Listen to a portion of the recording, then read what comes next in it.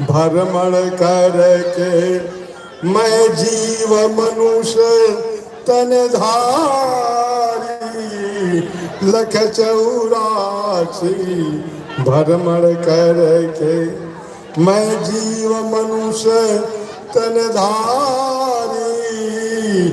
हे मालिक जी लीजिए शरण मोई, मैं तो जीवन हारी,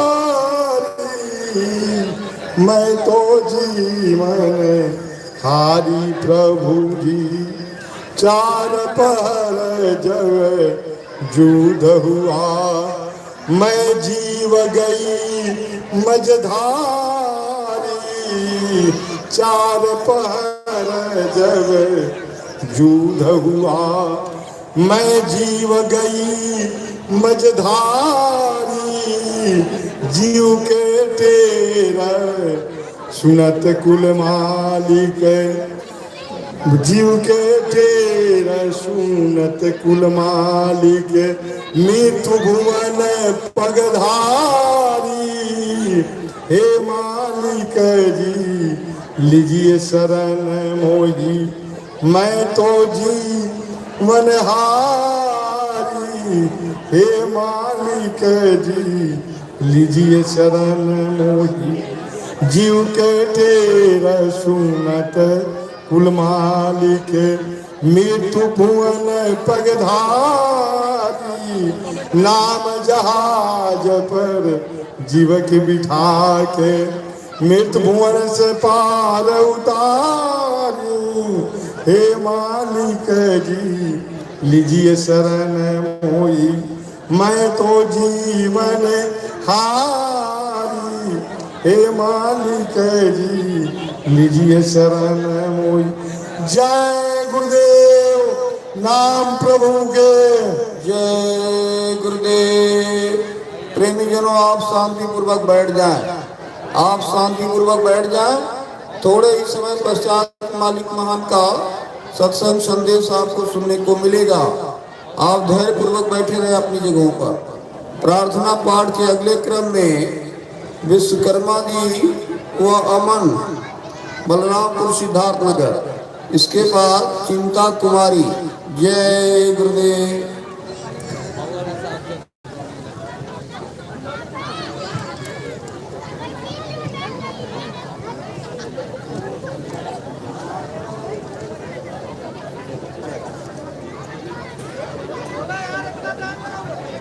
जय गुरुदेव, जय गुरुदेव। सुन लिया राजिया नामी हो, नैया डूबेली हमारी। सुन लिया राजिया नामी हो, नैया डूबेले हमारी। सुन लिया राजिया नामी हो, नैया डूबेली हमारी। सुन लिया राजिया अनामी हो, नैया डूबेले हमारी। राउरे भरोसे मोरा सागर में नवारिया, रावरे भरोसे मोरा सागर में नवरिया। आइल बा तूफान डूबल चाहे ले नवारिया। आइल बा तूफान डूबल चवर नवरिया। राउरे भरोसे मोरा सागर में नवारिया। रावरे भरोसे मेरा सागर में नवरिया। आइल बा तूफान डूबल चाहे ले नवारिया। आइल बा तूफान डूबल चरो नवरिया। आज स्वामी आपने बचावलो, भाग्य तन के लाज स्वामी अपने बचवलो। दया का दिया गमय नामी हो, सातनो का वाक स्वामी। दया कर दिया अनामी हो, शतलोकवा के स्वामी। सुन लिया राजिया नामी हो, सातनो का वाक स्वामी सुन ले राजिया अनामी हो सतलोकवा के स्वामी। बाबा जय गुरुदेव जी से ही है बाया राजिया। बाबा जय गुरुदेव जी से यही बारजिया। बजी नहीं भेज माया के नगारिया। बजी नहीं भेजो माया के नगरिया। बाबा जय गुरुदेव जी से ही है बाया राजिया। बाबा जय गुरुदेव जी से यही बारजिया। बजी नहीं भेज माया के नगारिया। बेजो माया के नगरिया। कोटि नाम हमारी वो साता लोकवा के स्वामी। कोटि नाम हमारी हो सतलोकवा के स्वामी। सुन लिया राजिया नामी हो साता लोकवा के स्वामी। सुन ले राजिया अनामी हो सतलोकवा के स्वामी। जय गुरुदेव गुरुदेव जय गुरुदेव। जो प्रेमी जन दाहिनी तरफ खड़े हैं, आपसे आग्रह निवेदन है, आप शांति पूर्वक बैठ जाए अपनी जगहों पर। बैठ जाइए, आप थोड़ी देर ही आपको सब्र करना होगा। प्रार्थना पाठ के अगले क्रम में चिंता कुमारी रांची झारखंड, इसके पश्चात प्रिया कुमारी पश्चिम चंपारण और कलावती एक साथ। जय गुरुदेव। हम बोल रहे जय गुरुदेव नहीं आए थे पहले, हम देखे थे भाई से इधर चले आए। पीछे था बाबा जी का।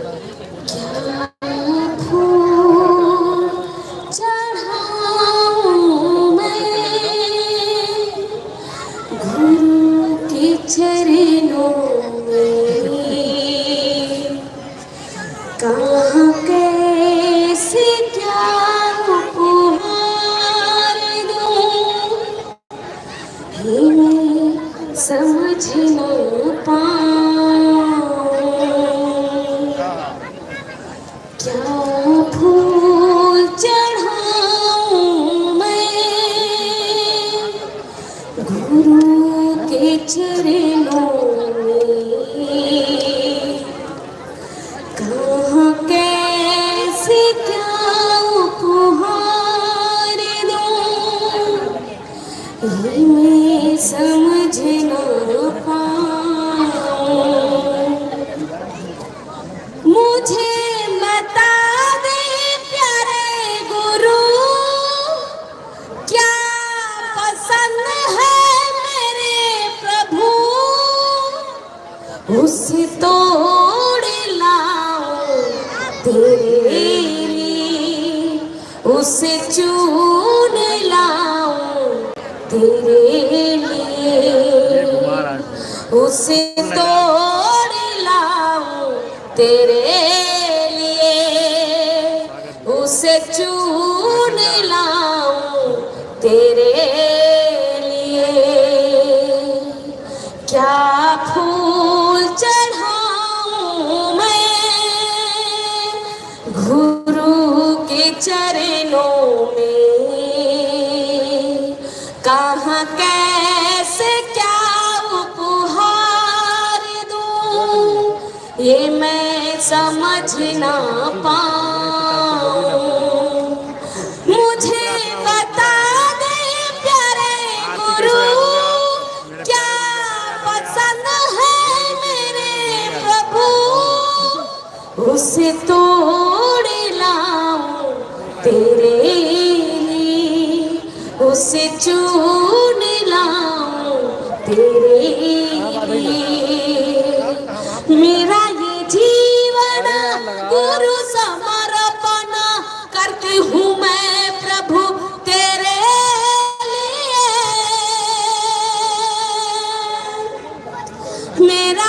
जीवन गुरु समर्पण करती हूँ मैं प्रभु तेरे लिए। उसे तोड़ लाऊं तेरे लिए, उसे चून लाऊं तेरे लिए। क्या फूल चढ़ाऊं मैं गुरु के चरणों पे, कहाँ कैसे क्या उपहार दूं ये मैं समझ ना पाऊं। मुझे बता दे प्यारे गुरु क्या पसंद है मेरे प्रभु, उसे तोड़ लाऊं तेरे लिए, उसे चून लाऊं तेरे लिए। जय गुरुदेव। जय गुरुदेव। प्रार्थना पाठ के अगले क्रम में कलावती नेपाल राष्ट्र व प्रिया कुमारी पश्चिम चंपारण, इसके बाद विश्वकर्मा जी बलरामपुर। जय गुरुदेव।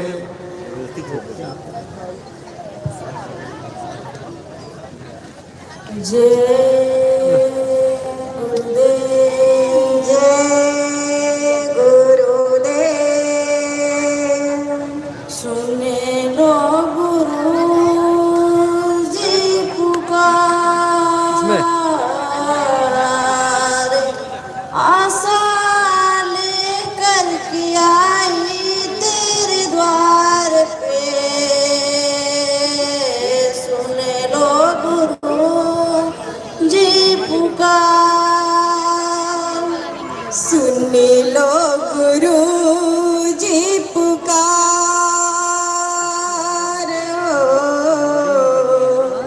आशा लेकर के आई तेरे द्वार पे।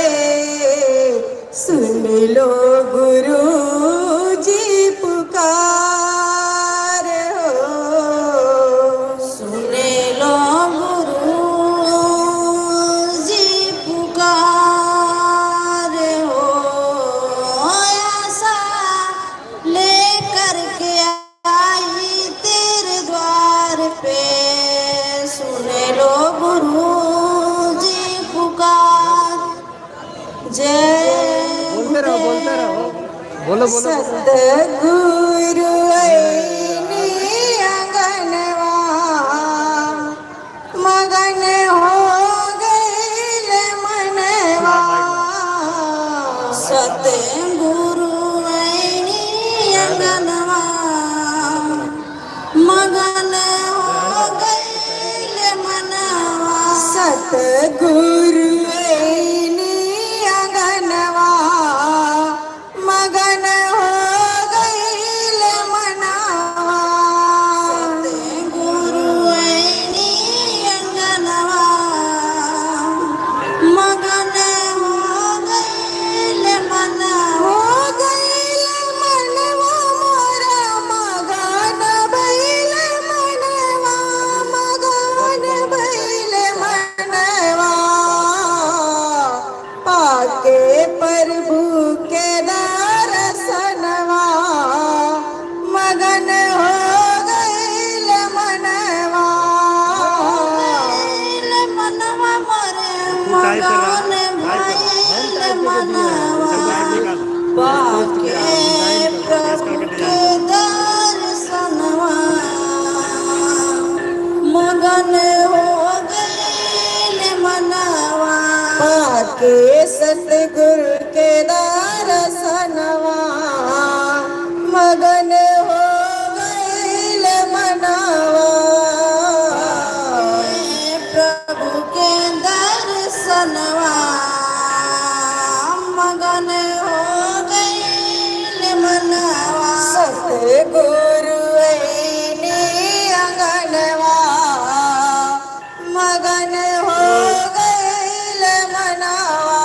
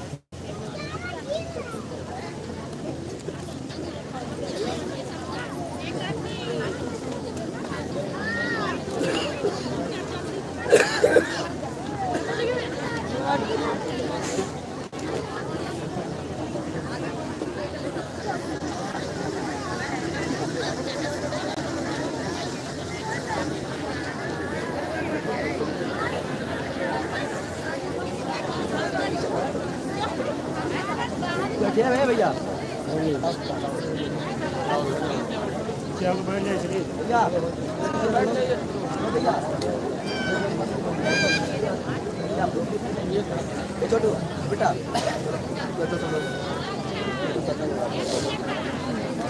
बेटा है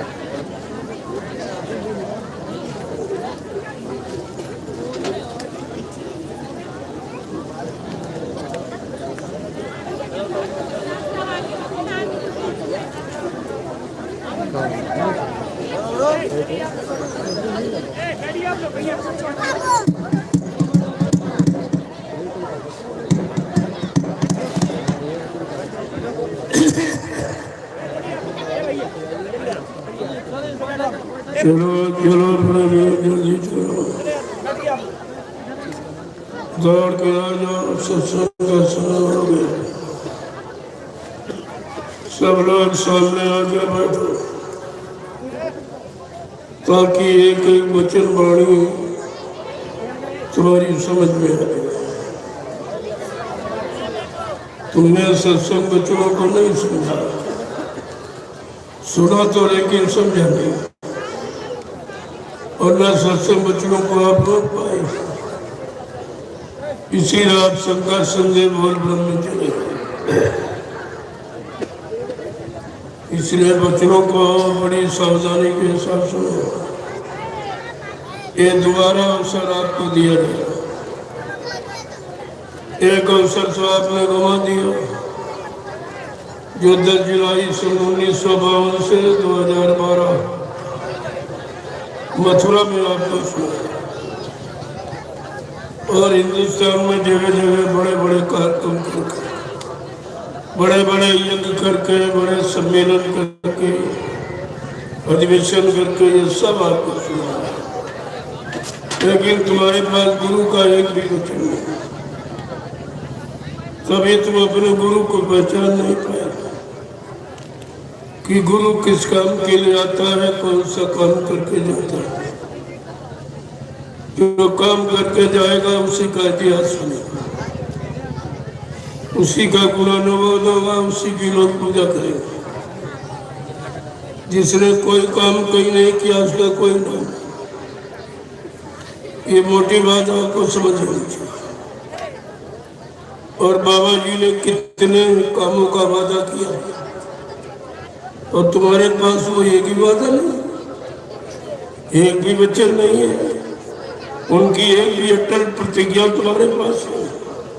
तो तुमको गुरु का शिष्य कौन कहेगा, कौन गुरु भक्त कहेगा?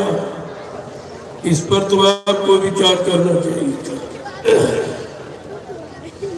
ये दूसरा अवसर आपको मिला कि एक बार फिर से जानकारी ले लो, क्यों फिर आगे कोई क्षमा कोई माफी का प्रश्न नहीं रहेगा। इसलिए आपको फिर से एक मौका दिया जाए। सतगुरु दाता दयालु के अनमोल वचनों को फिर से सुनो। क्यों संतों के वचन कभी मिथ्या झूठ नहीं होते, उनके लिए पहले ही लिख के रखा गया कि संत वचन पलटत नहीं, पलट जा ब्रह्मांड। चाहे ब्रह्म अपनी ब्रह्मांड की रचना में तब्दीली बदलाव क्यों न कर दे, लेकिन संत जो कहेंगे वो करके दिखाएंगे। उनकी जबान दस्तावेज होती है। इसको आप यूनिवर्सल ट्रुथ, अकाट सत्य कहते हैं, कोई नहीं काट सकता। बल्कि उनके बारे में लिखा है कि संत लेख पर मेघ मारे मेटे उनका कुंग बहाल की। जो ब्रह्मा ने कलम चला दी हमारे आपके पाप पुण्य कर्मों की सजा लाभ देने की, संत महापुरुष अपनी परमार्थी सेवा करा के ब्रह्मा के कलम का लिखा अक्षर मिट सकते। उनका सृष्टि में इतना बड़ा अधिकार और तुमने ऐसे समृद्ध मालिक को समझा ही नहीं। तुम्हारी समझ में नहीं आया कि गुरु किस काम के लिए आता है, कौन सा काम करके जाता है। और प्राचीन काल से गुरु की महिमा है, आदिकाल से गुरु हमेशा या रहा और रहेगा। लेकिन कलयुग का ये विशेष प्रभाव है कि सदगुरु, गुरु ही नहीं सदगुरु। गुरु का काम राजपाट, धन दौलत, मान सम्मान, सामान दिलाना, पद पत्नी, बाल बच्चे दिलाना, इतिहास बनाना, पूजा कराना। लेकिन सदगुरु का काम सत्य माने ईश्वर, गुरु माने मिलाने वाला।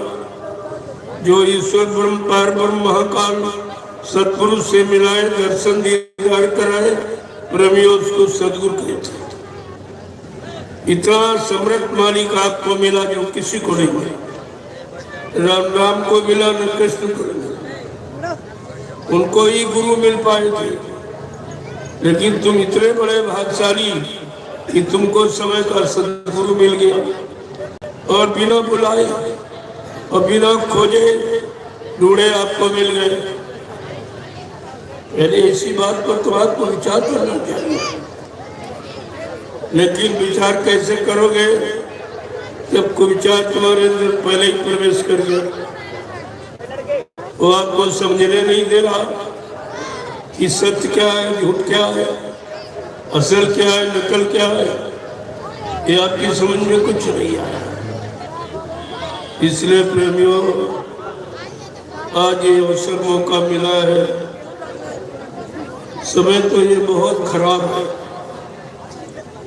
उस खराब समय को यहाँ कोई जानता नहीं। अगर जानता होता तो आपको जानकारी देता। ये विज्ञानी वैज्ञानिक वैज्ञानिक के उसकी बात नहीं है। जो कुदरत की नाराजगी को बता दे या समझा दे, या कुदरत की नाराजगी को खत्म करके जीवों को कुदरत की मार से बचा ले, ये अधिकार सृष्टि में किसी के पास नहीं। और इसीलिए बाबा जी की बात लोगों को समझ में नहीं आती, क्योंकि ऐसी शक्ति यहाँ कभी नहीं आई। इस मृत्यु लोक मंडल का ये रिकॉर्ड इतिहास है। यहाँ गुरु आए, संत आए, सदगुरु आए, लेकिन अनामी महाप्रभु कभी नहीं आए, जिसको गोस्वामी जी महाराज ने रामचरितमानस के उत्तर कांड में स्पष्ट कहा। एक अनीय नामा अज सच्चिदानंद प्रभु धामा। एक ही अनामी धाम है, वहाँ एक अनामी महाप्रभु है। जब अनामी महाप्रभु स्वतः मनोचोला धारण करके मृत्यु मंडल पर आएंगे, प्रभु नाम जगाएंगे, प्रभु नाम को सिद्ध करेंगे, प्रभु नाम का प्रचार कराएंगे, प्रभु नाम से जीवात्माओं को जगाएंगे और प्रभु नाम का बेड़ा भवसागर में लगाकर इन जीवात्माओं को प्रभु धाम पहुंचाएंगे। प्रेमियों तक जीवात्माओं का आवागमन समाप्त हो जाएगा। ऐसे आवागमन समाप्त नहीं होता, क्यों सत्य लोग से संत आते जाते हैं, सत्य लोग भी आवागमन है। लेकिन जब अनामी महाप्रभु से, अनामी धाम से कोई अनामी महाप्रभु स्वतः आएगा, तब इन जीवात्माओं को इनके घर पहुंचाएगा। तब जीवात्माओं को जन्म मरण से छुटकारा मिलेगा। लोगों कितना बड़ा काम और कितने युगों का भूला बिछड़ा जीवात्माओं का, रूहों का ये काम करने आए, लेकिन फकीरों को, महात्माओं को, संतों को किसी ने पहचाना। जब तुम नहीं पहचान पाए तो दुनियादार वाले के हम क्या रहे? तुम तो बहुत दिन मथुरा जाते आते रहे हो, सत्संग सुनते रहे, सेवा करते रहे, नाम दान लेकर भजन भी करते रहे और गुरु के वचनों का सारे हिंदुस्तान में प्रचार भी करते रहे। जब तुमने प्रचार किया है, वैसे भारत की जनता को आपने क्या बताया कि विश्व को सुख शांति जय गुरुदेव नाम से मिलेगी और विश्व को सुख शांति बाबा जी से मिलेगी। अब तुम्हें कहते हो बाबा जी चले गए, तो विश्व को सुख शांति कौन देगा? ये अहम प्रश्न है, ये छोटी मोटी बात नहीं है। ये भारत की जनता तुम्हारा मुंह नोच लेगी, तुम्हें गांव की गली और शहर की सड़कों पर निकलना मुश्किल कर देगी, क्योंकि तुमने बाबा जी के वचनों का घूम घूम के प्रचार किया। बहुत भाषणबाजी आपने की, अब तुम फंस गए, तुम्हें कोई निकाल नहीं सकता, क्योंकि तुम तीन द्रोहों में फंसे हो। जो संत के वचनों को छिपाता है तो संत का द्रोही कहलाता, जो गुरु वचनों को छिपाता है वो गुरु का द्रोही कहलाता, और जिससे धर्म की स्थापना होती, संत महापुरुषों की भूमिका व्यवस्था को जो छिपाएगा वो धर्म का द्रोही कहलाएगा। आज सब लोग तीन द्रोहों में फंस गए, तुम्हें कौन निकाले? ये तो मालिक की मौज हो गई, जो आज की बारी आपको अवसर मिल गया। जितनी शक्तियां परिवर्तन करने के लिए पहले युगों में आई, उनका इतिहास पढ़िए आप। राम ने एक बार मौका दिया रावण को, नहीं माना तो मार काट के खलिहान कर दिया। कृष्ण ने एक बार मौका कंस को दिया, अपने मामा को और यदुवंशियों को।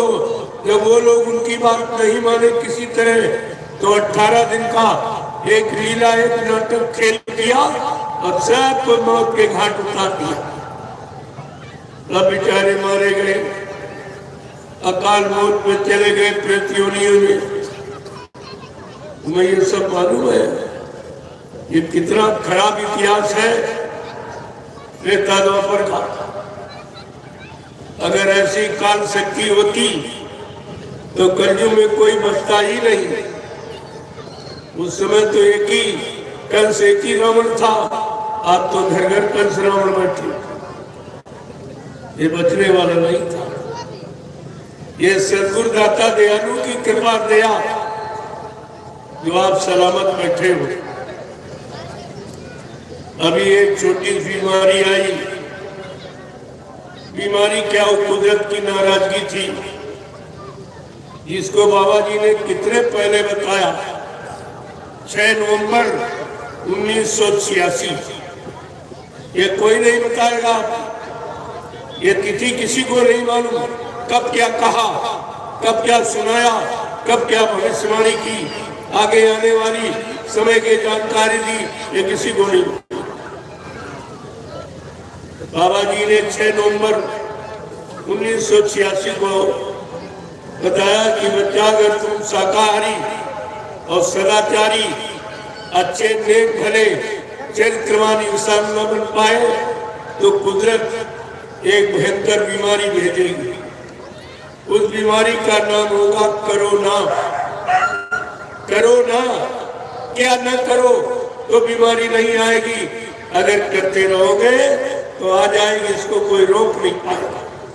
इस कोरोना का अर्थ किसी ने नहीं समझ पाया। और बाबा जी बराबर शाकाहार का प्रचार करते कराते रहे और आज भी करा, आज भी प्रचार हो। मैं काफिला लेके जो आया हूँ वही काफिला। ये गुरुदेव आध्यात्मिक जन जागरण शाकाहारी का, यहाँ कोई नया काम नहीं किया जाता, न पुराना बिगाड़ा जाता। जो उसमें त्रुटि, कोई कमी गलती फाल्ट हो गई, उसी को ठीक कर दिया, उसी को। इतने पहले आपको बताया भयंकर बीमारी का नाम जिसको कोई जानता ही नहीं था, लेकिन बाबा जी की बात को हंसी मजाक माना और ध्यान नहीं दिया, सब फंस गए। एक झटके में करोड़ों चले गए। कोई मदद कर पाया? कोई प्रधानमंत्री, राष्ट्रपति, मुख्यमंत्री या कोई डॉक्टर, वैद्य, हकीम या दवाएं इसको रोक पाई? ये बीमारी नहीं, ये कुदरत की नाराजगी थी। जो आपने हिंसा, मार काट जो ये किया है, प्रचार प्रचार, छूट छल कपट, बेईमानी, धोखाधड़ी, जिससे कुदरत सख्त नाराज हो और वो कुछ करना चाहती है। बाबा जी बराबर ये संदेश पूरे हिंदुस्तान में घूम घूम कर, हिंदुस्तान का कोई प्रांत, जिला, तहसील, ब्लॉक, शहर, कस्बा, गली, गांव कुछ छोड़ा नहीं जहाँ पर जानकारी न दी। ये कोई कह नहीं सकता हिंदू मुसलमान, कोई कौम कौमियत का ये नहीं कह सकता कि बाबा जी ने हमको बातों बात नहीं बताई, आगे आने वाले खराब समय की जानकारी नहीं दी, परिवर्तन की भूमिका की जानकारी नहीं दी, जगाए नाम की जानकारी नहीं दी, जीवात्मा रूहों को घर पहुंचाने का वादा और प्रतिज्ञा की, या इसको नहीं बताया? ये सब जानकारी आपको, लेकिन आपने एक भी बात नहीं मानी और भारी मुसीबत में आप चले गए। फिर भी एक बार का चलो इनको फिर मौका दे दो, चलो इनको मौका दे दिया जाए। जब मैंने देखा इनकी मदद करने वाला कोई नहीं, इस भारत की जनता की मदद करने वाला कोई नहीं, न कोई नेता, न कोई महात्मा, सब चुपचाप वो अपनी कुर्सी संभाले, पद अपना संभाले, ये अपना धर्मशाला, मंदिर, गुरुद्वारा संभाले बैठे हैं। एक आमदनी का साधन। राजनीति भी व्यापार हो गई और धर्मनीति भी व्यापार हो गई, ये दोनों व्यापार हो गए। अब प्रेमियों, प्यार और व्यवहार चला गया, व्यापार हो गया। और व्यापार में लिखा है कि बनिया अपने बाप को ठगत में लागत बार। व्यापार में तो बाप बेटा का रिश्ता भी नहीं, केवल आमदनी, मुनाफा, केवल लूटपाट, धोखाधड़ी, इसके अलावा कुछ। ये सब देखिए हुआ हो रहा और अभी तक तुम सो रहे हो। जब तुम पहले सो गए थे तो 350 वर्ष मुसलमानों ने तुम्हारे पर राज किया, तुमको गुलाम बना के रखा। फिर तुम सो गए तो मुट्ठी भर अंग्रेज आए और उन्होंने 250 वर्ष हिंदुस्तान को गुलाम रखा और तुम्हें भी गुलाम बना के रखा। और 70 साल की आजादी ये फिर बर्बादी में चली गई और फिर तुम सो रहे हो। तुम्हें होश कब आएगा? तुम जागोगे कब? तुम अपनी शिक्षा का, अपनी योग्यता का, अपनी डिग्री डिप्लोमा, अपने एक्सपीरियंस अनुभव का प्रयोग कब करोगे? ना तुम अपने लिए कर पाए, ना अपने परिवार के लिए, ना समाज देश के लिए। ये तुम्हारी शिक्षा किस काम की? ये पढ़ाई लिखाई किस काम की? आज के 50 वर्ष पहले इतने स्कूल कॉलेज नहीं थे, इतने लोग पढ़े लिखे नहीं थे, लेकिन वो बिना पढ़े लोगों के अंदर प्रेम प्यार मोहब्बत सेवा दया सदाचार परमात्मा की याद कर खुदा की इबादत कूट कूट के भरी थी। उनके मन मस्तिष्क में माँ बहन बेटी बहू की परख और पहचान थी। आज सारा मानव समाज शिष्ट सब पढ़ा लिखा, लेकिन इन बातों से पूर्णतः खाली। तुम्हारी शिक्षा में कुछ केवल पेट भरने के अलावा और कोई शिक्षा न शिक्षा में नैतिकता है, न चरित्रता है, न सच्चाई ईमानदारी है, न कोई मर्यादा है, न कोई प्रेम प्यार मोहब्बत है, न परमात्मा की यादगार है, न माँ बहन बेटी की बहू की परख पहचान है। फिर तो शिक्षा है क्या? शिक्षा तो इसीलिए होती है। क्या शिक्षा सामाजिक जीवन, पारिवारिक जीवन, व्यवहारिक जीवन, कष्ट मुसीबत आपत्ति लड़ाई झगड़ों में चला जाए और झूठ छल कपट बेईमानी में चरित्रहीनता में, क्या इसको आप शिक्षा मानोगे? ये कौन सी शिक्षा? और इस पर किसी की दृष्टि नहीं डाली और इतनी शिक्षण संस्थाएं खुल गई, ये भी व्यापार है। ये शिक्षा भी व्यापार। अब हिंदुस्तान में व्यापार के सिवा और कुछ नहीं, न कहीं प्यार है, न कहीं व्यवहार है, केवल व्यापार रह गया। और व्यापार में तो ठगाठगी होती है। ठगाठगी का नाम तो व्यापार है ही। झूठ छल कपट बेईमानी धोखाधड़ी का नाम व्यापार है। जब सब इसी में फंस जाओगे तो समाज देश की स्थिति खराब होगी। जिस स्थित परिस्थिति में आप रहते हो, जिस माहौल वातावरण में आप रहते हो, अगर वही का वातावरण ये सब खराब हो जाए तो तुम्हारा जीवन कष्ट में हो जाएगा, अशांति भी हो जाएगा, परेशानियों में चले जाओगे, लड़ाई झगड़ों में फंस जाओगे, दैवी प्रकोपों में, दुर्घटनाओं में, अकाल मौतों। फिर तुम्हारा उद्धार कल्याण कौन करे? इस पर आपको एक बार विचार करना हो। मैं केवल अभी इशारे कर रहा हूं, जानता तो सब हूं, लेकिन अभी नहीं बचूं। जब तुम्हारे अंदर भूख प्यास देखूं, अभी तो मैं जबरदस्ती आपको सुनाने आ गया, आपको एक लाभ देने आ गया जो हिंदुस्तान में आज तक किसी ने दिया ही नहीं, तुम्हें बचने बचाने का। अभी बीमारी आई थी, कोरोना, कोई आया वो जिनको तुमने चंदा नोट वोट दिया, महंगाई तुमने भरी, टैक्स तुमने दिए, जीएसटी तुमने दी, लेकिन तुम्हारी आपत्ति मुसीबत बीमारी महामारी में कोई तुम्हारे गांव शहर कस्बों पूछने आया? और वोट नोट इन्हीं को देते, वोट भी दिया और चंदा भी दिया, नोट भी दिया, महंगाई भरी सब, लेकिन तुम्हारे लिए तो कोई नहीं आया। बाप ने दिया किस लिए था? अरे कोई कुछ सुख शांति पाने के लिए, न्याय सुरक्षा रोजी रोटी पाने के लिए दिया था, ऐसा तो कुछ नहीं किया गया। फिर तुम्हारे देने का मतलब आप कब सोचोगे कि देना किसे कहते और लेना किसे कहते? दिया किस लिए जाता और लिया किस लिए? ये कब आप विचार करेंगे? क्या कभी परमात्मा तुमको ऐसी सद्बुद्धि देगा जब तुम अपने लिए, अपनी उन्नति उत्थान प्रगति के लिए और परिवार समाज और देश की उन्नति उत्थान प्रगति के लिए क्या कभी तुम सोच पाओगे? तुम्हारे अंदर ऐसी सोच कब आएगी?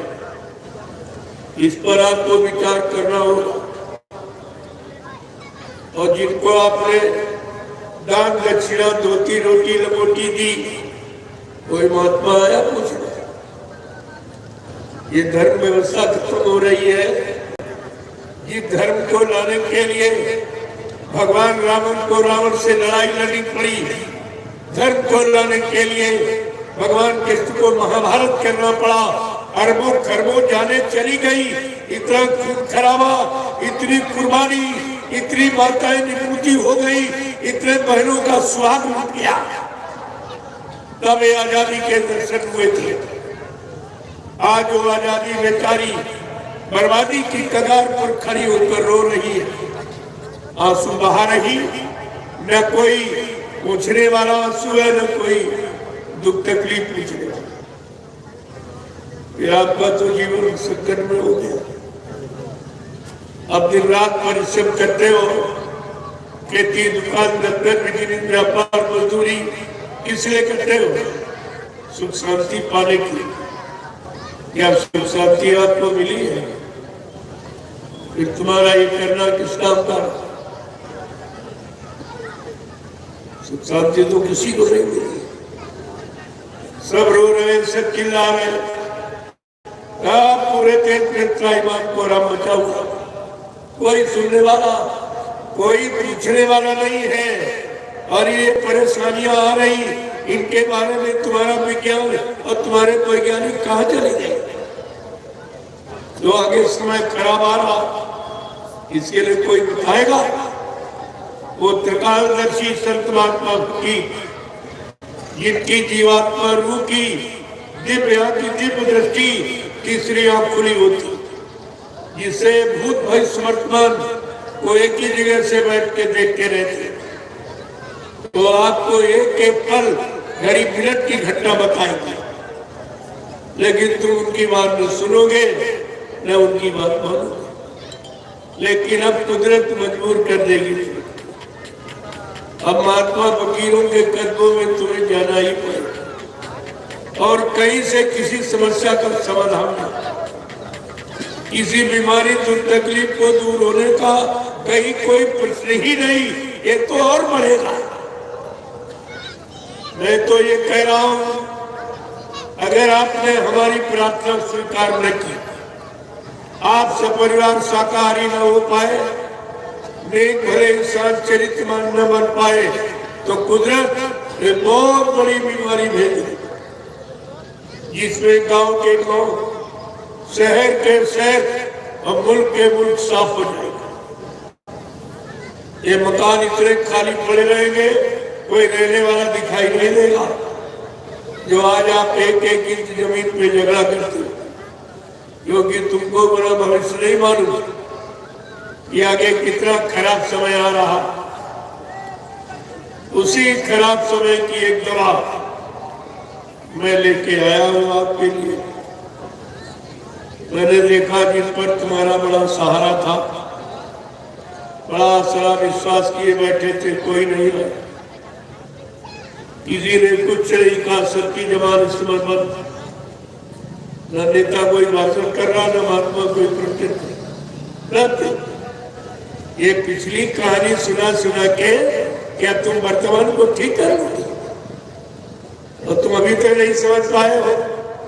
गुजरा हुआ जमाना आता नहीं दोबारा। जो वक्त घड़ी समय निकल जाती वो दोबारा नहीं आती। ये पिछली कहानियां सुना रहे तुमको, सतयुग की, त्रेता की, द्वापर की, और तुम बैठे हो कलयुग में। क्या तुम्हारे लिए लाभकारी हो? और कितना लाभ आपने उठाया कहानियां सुनकर। 3 युगों से पूजा पाठ, तीर्थ व्रत, दान हवन जपते, गंगा स्नान कर रहे हो, लेकिन कुछ मिला? कोई लाभ आपको मिला?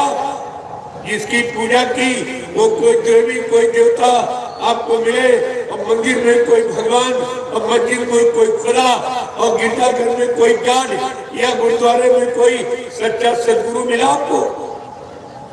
ये पूजा का मतलब क्या? पूजा का अर्थ क्या? पुण्य जा, पुण्य के जामा में भाव पैदा है। जब तुम्हारे अंदर सेवा नया सदाचार, परमात्मा की यादगार, माँ बहन बेटी बहू की परख पहचान पैदा हो जाए, बस उसी समय घड़ी से तुम्हारी पूजा प्रारंभ हो जाती है। ये तो कुछ है ही नहीं, क्योंकि पूजा का भी सच्चार लोगों ने आपको नहीं बताया, गुमराह रखा।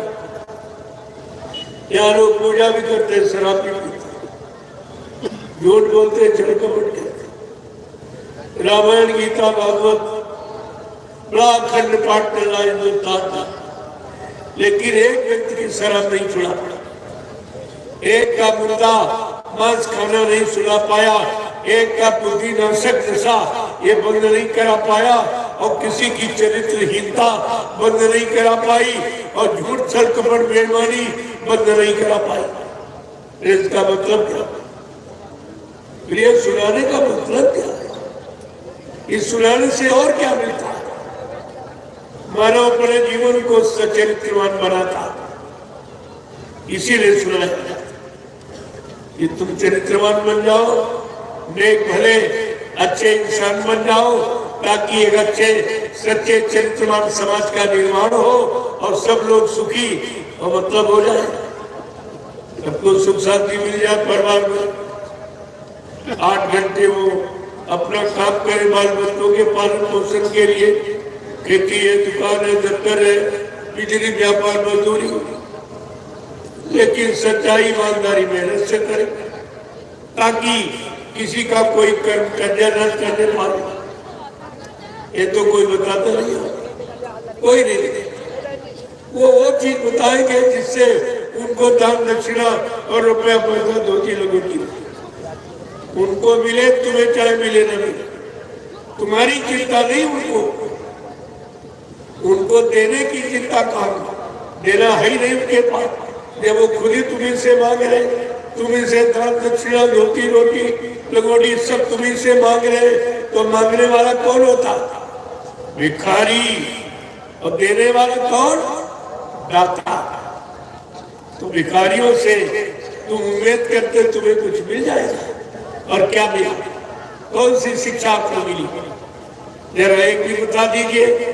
तुम्हारे जीवन को सुखमय बनाने वाली, तुम्हारे जीवन को उन्नति उत्थान प्रगति की शिखर पर पहुंचाने वाली कौन सी शिक्षा तुमको मिली? जरा ये भी तो बता दो। इन किताबों के पढ़ने से तुम्हें क्या मिला? इन किताबों से पढ़ने से अगर काम हो जाता तो अभी करने की क्या जरूरत? सब किताबें पढ़ना शुरू कर दे। किताबें या महात्मा बना देंगी कि किताबें किसी को चरित्रवान बना देंगी, इन्हें भला इंसान बना देंगी, या शाकाहारी सदाचारी ब्रह्मचारी बना देंगी? इनसे तो कुछ हुआ ही नहीं। आवाज से नहीं, 3 युगों से तुमको ये सुनाया, और जो सुनाया जा रहा वही तुम्हारे लिए फलीभूत नहीं हुआ, उसी से आपको कोई लाभ नहीं मिला, और फिर भी तुम चुप बैठो, कहते भी नहीं कि भाई कितनी बार तुमने कथा सुनाई, तुमको तो हर बार दान दक्षिणा मिल गया, हमें तो कुछ नहीं मिला, जो हमारी जेब में था वो भी चला गया। लेकिन ये भी तुम एहसास नहीं कर रहे हो कि हमें मिलता भी कुछ नहीं, और फिर भी चुपचाप मौन धारण किए बैठे। ये कौन सी तुम्हारी मतलब सभ्यता है? ये कौन सी जीत था? ऐसे मार खाते रहोगे कब तक? इसलिए प्रेमियों, अब जगने का समय है। बहुत सो चुके हो, बहुत भूल भ्रम में रह चुके हो, बहुत रूढ़िवादिता में फंस के रह गए हो। तो मेरा आपको कुछ, तुम इतना नहीं समझ पाए पढ़ाई लिखाई करके कि जड़ किसे कहते हो, चेतन किसे? जड़ काम करता है कि चेतन काम करता है? यानी जिंदा काम करता कि मुर्दा काम करता? अगर इतनी छोटी बात समझ जाते तो ये जड़ता जो फैला दी गई धर्म के नाम पर, ये समाप्त हो जाए। वे भी ये सब जनता है, जबकि धर्मशास्त्र बराबर इशारा कर रहा है, कह रहे हैं ना हम बसारी में कुंठे योगिना हृदय नचा मम भक्त्वा यत्र गायन्ति तत्र तिष्ठामि नारदा। भगवान ने कहा, हे नारद, मैं वहां कभी नहीं रहता जहां तुम उनको खोलते ढूंढते हो, न मैं पानी में, न पत्थर में, न कागज में। मैं तो तुम्हारे सबके अंदर आत्मा रूप, परमात्मा का से आत्मा रूप में और रूप में तुम्हारे सबके इसी मनुष्य मंदिर के अंदर, इसी जिस्मानी मस्जिद में बैठा। लेकिन ये बात किसी पंडा पुजारी ने बताई, किसी मुल्ला मौलवी ने बताई आपको कि सच्ची मस्जिद ये है जिस्मानी, जिसमें खुदा की रूह बैठी, और ईंट पत्थर वाली जड़ मस्जिद में खुदा की रूह नहीं बैठी। वहां तो तुम केवल हल्ला मचाते है, वहां कुछ हल्ला मचाते मचाते इतने चले गए और तुम ही चले जाओ। जब उनको नहीं मिला तुम्हें कहां से मिल जाए?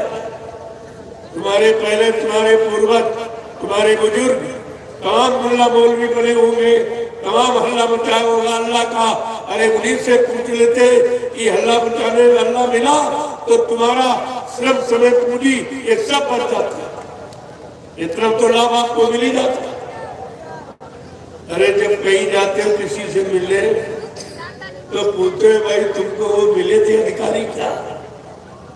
अगर कहते हाँ मिले, तब तो कहते भाई चलो हमको मिला तो आपका हो जाता। ऐसा तो किसी ने पूछा नहीं, और ना अभी कोई पूछता। मैंने लोगों से पूछा, भाई ये बताओ कितने वर्ष तुमको हो गए हल्ला मचाते? मंदिर की चोटी पर पंडा पुजारी हल्ला मचा रहा, लाउडस्पीकर लगा, और मस्जिद की चोटी पर यानी मुल्ला मौलवी हल्ला मचा रहा खुदा का, वो भी हल्ला मचा रहा लाउडस्पीकर लगा। और गिरजाघर की चोटी पर पादरी लाउडस्पीकर लगा के हल्ला मचा रहा, और गुरुद्वारे की चोटी पर लाउडस्पीकर लगा के ग्रंथी हल्ला मचा रहा। क्या हल्ला में अल्लाह मिला किसी? कोई बता दे, इतने लोग बैठे हो, कोई बता दे कि अल्लाह बचाने से अल्लाह और खुदा और परमात्मा या गांठ किसी को मिला तो तुम्हें कहां से मिल जाएगा? ये पहले वालों को नहीं मिला, तुम्हें कहां से? अरे होता तो मिलता, जब वहां कुछ है ही नहीं, केवल यादगार स्थल, यहाँ बैठ के प्रेमियों याद किया जाए। भगवान राम जब पैदा नहीं हुए थे, क्या उनके नाम का मंदिर यहाँ बना था? जो तुम मंदिर में सोचते पैदा हुए, मंदिर में रहते, मंदिर मिलेगी, तो मंदिर बना नहीं था। मंदिर तो ये बात में बना जब उन्होंने यानी मतलब राक्षसों का वध किया और धर्म की स्थापना की और भक्तों की मदद की, तब भक्तों ने उनकी यादगार के लिए ये मंदिर मस्जिद गिरजा गुरुद्वारों का निर्माण हुआ। ये तो बात बेबस है, तो इसमें तो पहले आए नहीं थे जो तुम्हारे खोजने में जुट गए। संत बाबा फकीर जब कोई अच्छी बात बताते तुम्हारी समझ में नहीं, वो तो सीधा रास्ता, इसमें एक नया पैसा खर्च नहीं हो रहा। परमात्मा खुदा घाट की प्राप्ति में प्रेमियों एक नया पैसा नहीं खर्च, वो पैसे का काम नहीं है, वो पैसे का सौदा नहीं है, वो तो प्रेम का सौदा। जब तुम्हारे अंदर निश्चल निस्वार्थ प्रेम लगेगा, खुदा के दीदार का, परमात्मा के दर्शन का, तब कहीं उसकी प्राप्ति होती है। ऐसे कभी तो फकीरों ने कहा खुद ही को मिटा दो तो खुदा मिल जाएगा। खुद ही को मिटा दो, खुद ही का मतलब हम कुछ है, अपना अहम, अपना गरूर, अपना गुमान, अपना घमंड, ये सब मिटा दो तो वो मिल जाए। ये तुम्हारे बस का है नहीं, तुम्हारे सब में यही भरा पड़ा है, तो अल्लाह बचाने से खुदा थोड़ी मिल जाएगा, वो तो अपने आप को मिटाने से। अगर कुछ मर्तबा चाहे, इतना लिखते हैं फकीरों ने, एकदम कलम तोड़ बयान किया, अगर कुछ मर्तबा चाहे तो अपनी हस्ती को मिटा। जो हस्ती तू समझ रहा कि कुछ हस्ती है, इसको मिटा कर देख तो तुझे कुछ हासिल हो। लेकिन ये मिटाना, कहना तो आसान, सुनना आसान, लेकिन करना उतना ही कठिन। और जिसने मिटा दिया है वो सब कुछ पा दिया, उसे कोई चिंता नहीं, उसे कोई चाह नहीं। चाह गई चिंता मिटी, मनवा बेपरवाह, और जिनको कछु न चाहिए वो सहन के साथ। वो बादशाहों के बादशाह है जिनको यहाँ का कुछ नहीं चाहिए, वो केवल रूहों जीवात्माओं को नजात, इनको रूहानी तरक्की हासिल कराने के लिए आते हैं। उनका अपना कोई काम, न रात का, न पाठ का, न धन का, दौलत का, न औरत का, न बच्चे, उनके अंदर कुछ नहीं। जो पाक साफ निर्मल पवित्र अपने आप को बना लेगा, वही तो समाज के लोगों को पाक साफ निर्मल पवित्र बना पाएगा। ये भाषणों से काम थोड़ी होगा। इतने भाषण हुए, 70 साल की आजादी केवल भाषणों पर जिंदा रखी, कर्म पर कुछ कोई काम नहीं। फिर ये करते क्या रहते कुछ, जो हमारी बनी थी बुजुर्गों की विरासत, नेक भली सच्चाई ईमानदारी होनी, चली गई। फिर मिला तो कुछ नहीं, और जो था वो भी चला। यही तो हमें आपको विचार करना चाहिए। आखिरकार ये कब तक आप बर्दाश्त होगा, कब तक रोते रहोगे? अरे भैया, हर चीज की कोई सीमा होती है। 70 साल तो एक कलयुग का जीवन है, इतने साल तो लोग कलयुग में जितना मुश्किल से रह पाते, और 70 साल की आदि झगड़े में चली गई, सब धोखाधड़ी में चली गई, झूठ बोलने में, वादा खिलाफी करने में सब चली गई। भारत की जनता को कुछ नहीं मिला। बाबा जी पहले भी आवाज लगाते थे। सन 1975 यहाँ पे इमरजेंसी आपातकालीन को याद करो, उस समय बाबा जी भविष्यवाणी करी। उन्होंने वर्तमान शासक, उस समय मुसम्मात प्रधानमंत्री थी, कांग्रेस का शासन था। बाबा जी ने बुला के कहा उस मुसम्मात प्रधानमंत्री से कि बच्ची, ये धार्मिक देश, ये भगवान राम की धर्मभूमि, भगवान कृष्ण की कर्म भूमि और संतों और फकीरों की योग भूमि है।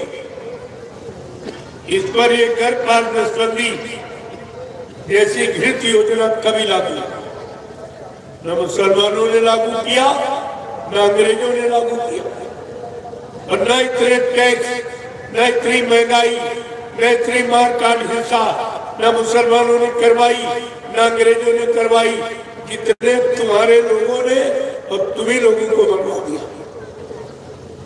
पहले समझिए। तो बाबा जी ने कहा बच्ची से बंद करा, ये आगे आने वाला भारतीय इतिहास तुम्हें कभी माफ नहीं करेगा। और कहा ये भारत देश आजाद हो गया। आजादी की खुशहाली के लिए जो भारतीय संविधान सप्त ऋषियों के द्वारा लिखा गया,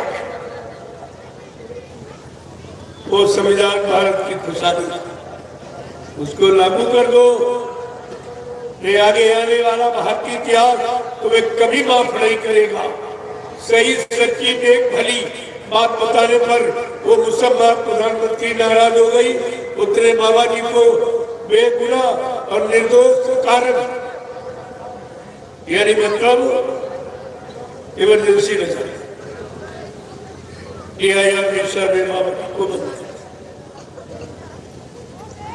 जेल में बंद किया और बाबा जी पर दबाव डाला, कहा कि अपने भक्तों से शिष्यों से हमारा प्रचार करा दीजिए, हम आपको एक हेलीकॉप्टर दूंगी और बहुत सा रुपया पैसा। बाबा जी ने कहा रे होश में है तो किससे बात कर रही है? अगर तुझको अपनी अमीरी पर गर्व है तो मुझको अपनी फकीरी पर नाज है। जेल में आने का मेरा मुहूर्त है। प्रेमियों महात्मा मुहूर्त बता रहे, लोग जेल से डरते कांपते, वो कह रहे मेरा मुहूर्त है, जल्दी करो। फिर बाबा जी ने कहा इस शरीर को तू कहीं बंद कर दे, लेकिन इसमें जो जीवात्मा है वो मेरी है, उस पर तेरा कोई अधिकार नहीं। मैं जहां चाहूंगा वहां ले जाऊंगा, तुम क्या कर सकते? ऐसा कहने पर वो नाराज हो गई। उसने बाबा जी को बेड़ी हथकड़ी पहना दी और बीच में एक डंडा लगा दिया, जिससे बाबा जी ने बैठ पाए लेते जो सजा चोर डकैत कतरी आज वो सम्राट महापुरुष को दी जाए। सतराम कितना खराब होगा आप विचार।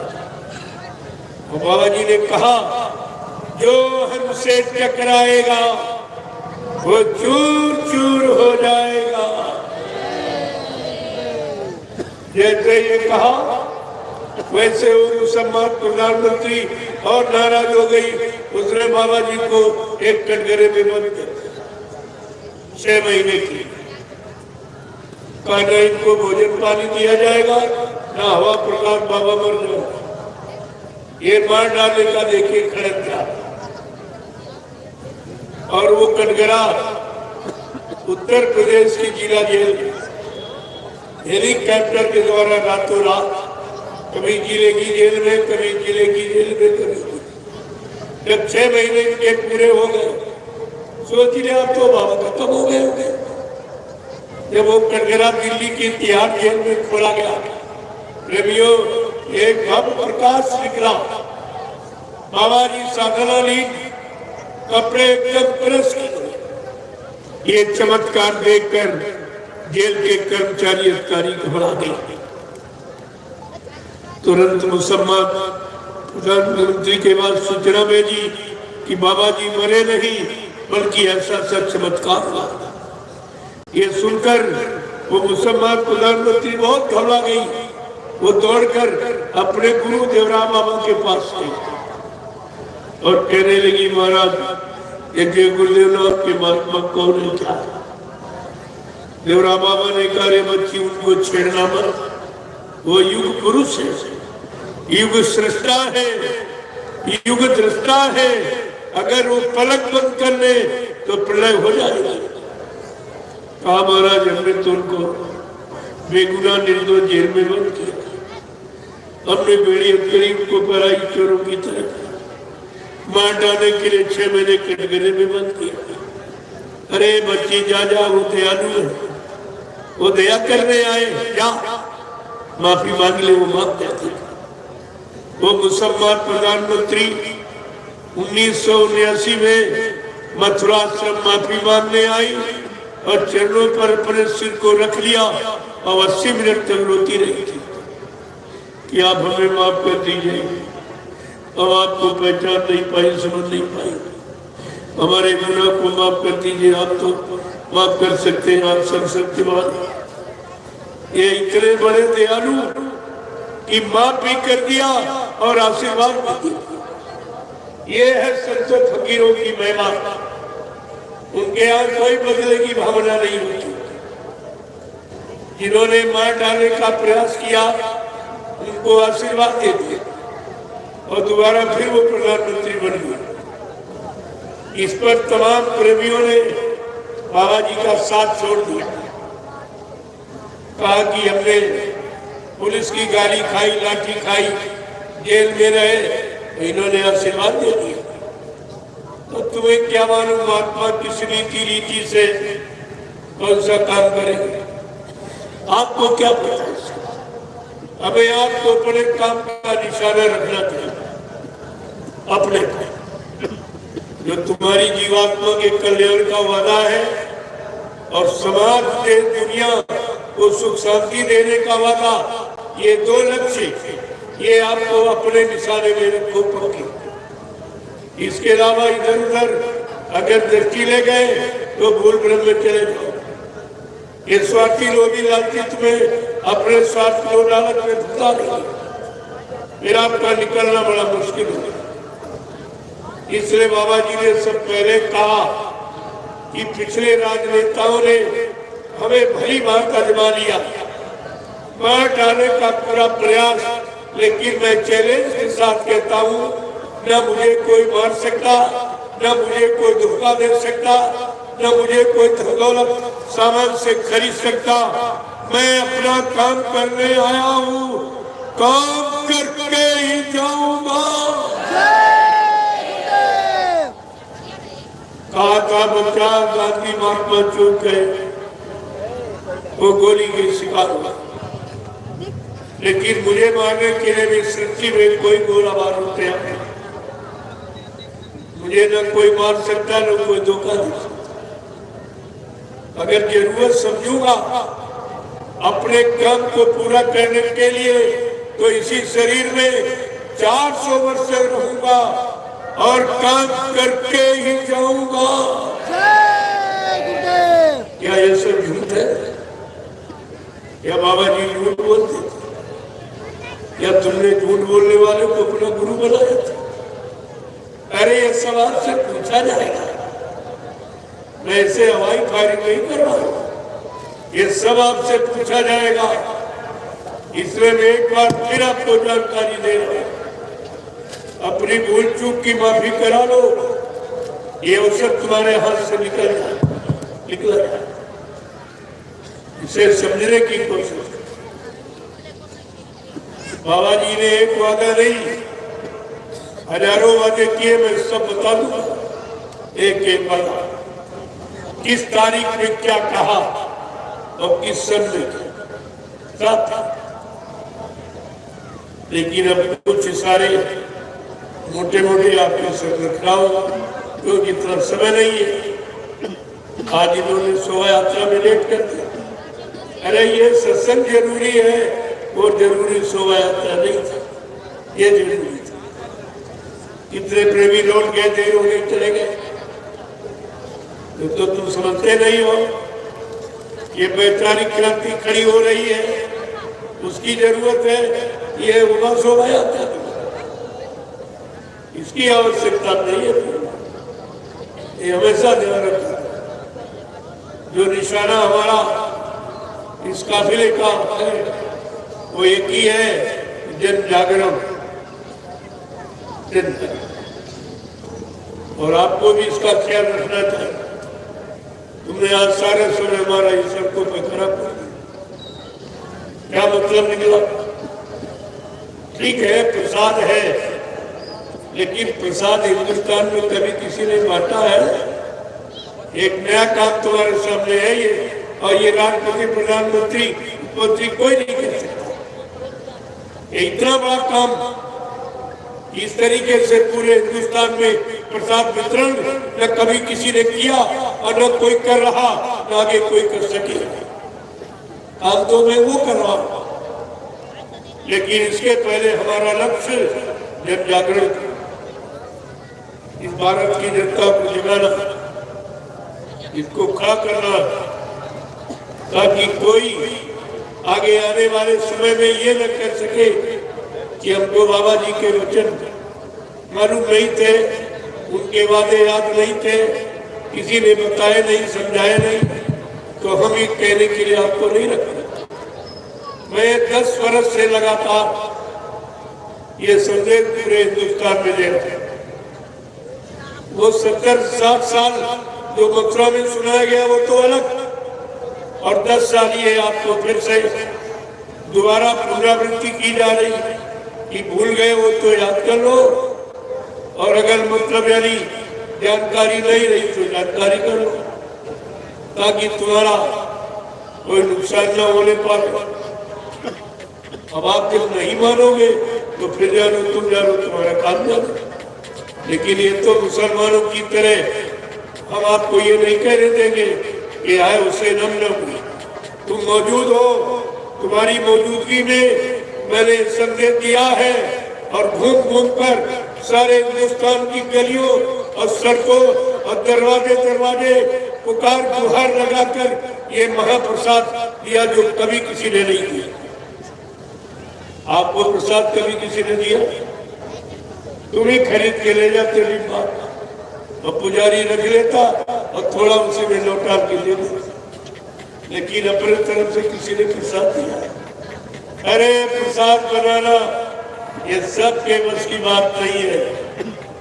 प्रसाद खरीदा नहीं जाता, बनाया जाता। और कौन बना सकता? जिसने अपने गुरु को उनके हुक्म आदेश का पालन करके उनके बच्चों पर अपनी कुर्बानी देकर जिसने अपने गुरु मालिक को खुश कर लिया है, वो गुरु की दुआ और दया किसी वस्तु में प्रवेश करके जीवों का भला कल्याण करा देता, वो करा सकता है। इसलिए प्रसाद किसी के वश का नहीं, ये काम आपका कोई नहीं। अभी सच्चाई तुम्हारे सामने आके खड़ी हो जाए, सत्य क्या है और झूठ क्या है और असल क्या है और नकल क्या है, ये सब तुम्हारी समझ में आ जाए।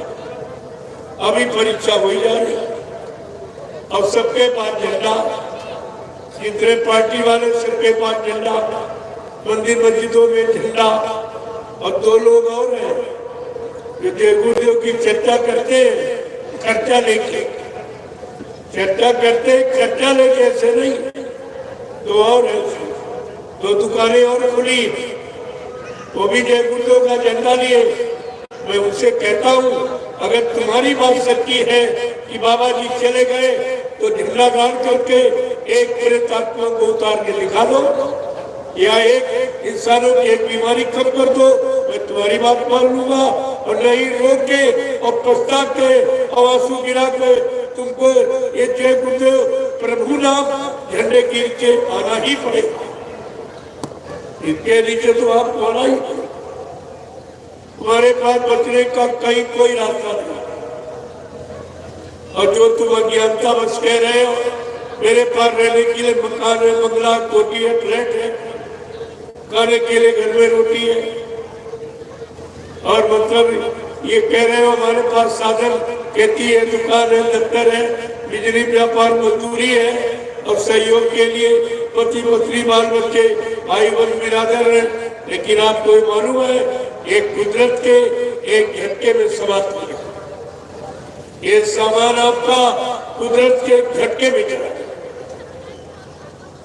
इस पर आपको विचार करना चाहिए। इसलिए मैं तो भी केवल इशारे कर रहा हूं, जानता तो सब नहीं। अभी मोटे मोटे वचन जो गुरु ने सबके लिए संकल्प लिया, प्रतिज्ञा की है, वादा किया, शपथ ली, अगर जो मैंने कहा अगर ये करके न दिखा दूं तो इस बाबा को बाबा मत कहना। ये कितनी बड़ी सच्चाई थी। कहा जो मैंने कहा, और क्या कहा जरा वो भी सुन लीजिए। ये भूले बिछड़े प्रेमी बैठे बेचारे, इनको पता ही नहीं, जैसा बता सुना दिया उनके पीछे भाग रहे तोड़ रहे, लेकिन गुरु को बोल दो। मैंने लोगों से पूछा कि तुम मथुरा जाते थे, सच बताओ, गुरु के दर्शन करने के लिए जाते थे कि चेलों का दर्शन? गुरु का। तुम गुरु की सुनने गए थे कि चेलों की सुनने गए थे? गुरु की। गुरु की मानने गए थे कि चेलों की मानने गए थे? गुरु की। तुम गुरु भक्ति करने गए थे कि चेला भक्ति करने गए थे? गुरु भक्ति। और तुम सब चेला भक्ति कर रहे हो।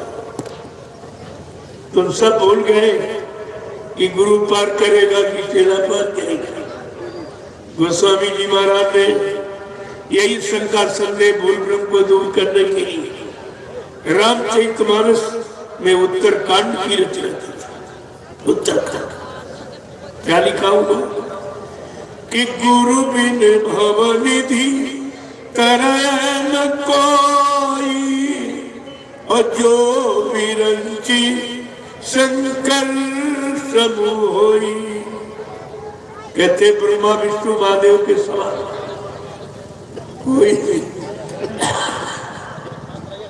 कोई धनवान बलवान कीर्तिमान यशमान क्यों न बन जाए, लेकिन ये महासागर बगैर गुरु के कोई पार नहीं जा सकता।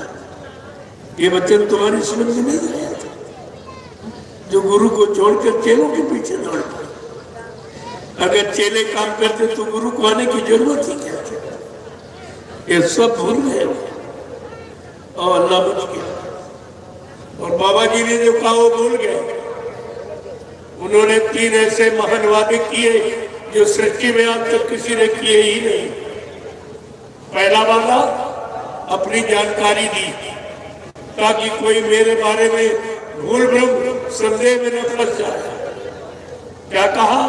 हम आए वही देश से जहां तुम्हारा धाम, तुम सबको घर पहुंचाना एक हमारा काम।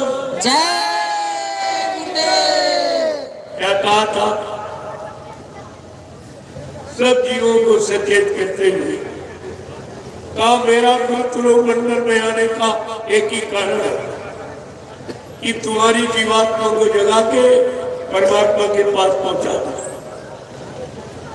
गुरु कह रहा तुम सबको पहुंचाने आए और चेलों ने गुरु को पहले ही पहुंचा दिया। जरा इन चेलों को देखिए पहले, क्या ये आगे आने वाले भविष्य में अपने आप को बाबा जय गुरुदेव जी महाराज के शिष्य कहला सके? इन्होंने शिष्य कहलाने का अधिकार भी खत्म कर दिया। अरे इनको तो कोई पूछेगा नहीं। अगर मैं पूरी हकीकत बता दूं तो इन दोनों पर तुम थूकोगे नहीं। तुम्हारा थूक भी महंगा हो जाएगा। जो इनके कारनामे, जो आश्रम में गुरु को बांधकर इन दोनों ने जो कारनामे किए हैं, अगर मैं खोल के कह दूं या ऐसे प्रेमी बैठे जिनका हार्ट अटैक हो जाएगा, अपने गुरु का अपमान नहीं सह सकती। लेकिन प्रेमियों अभी कहने का वक्त नहीं है। मैं भी समय का इंतजार कर रहा हूं। समय आएगा तो सब आपके सामने बोल के कहूंगा। लेकिन इसलिए पहले बता रहा हूं, हमको इन दोनों से भी हमदर्दी है कि गुरु परिवार के गुरु सदस्य है। चलो इनका भी भला हो जाए, नुकसान न हो जाए। भूल चूक तो सबसे हुआ करती है। अगर ये अपनी भूल चूक को स्वीकार कर ले, अभी माफी हो सकती। अभी वक्त है गुनाहों से तू तौबा कर ले, फिर मैं कहना कि हमने सुना था पैगाम।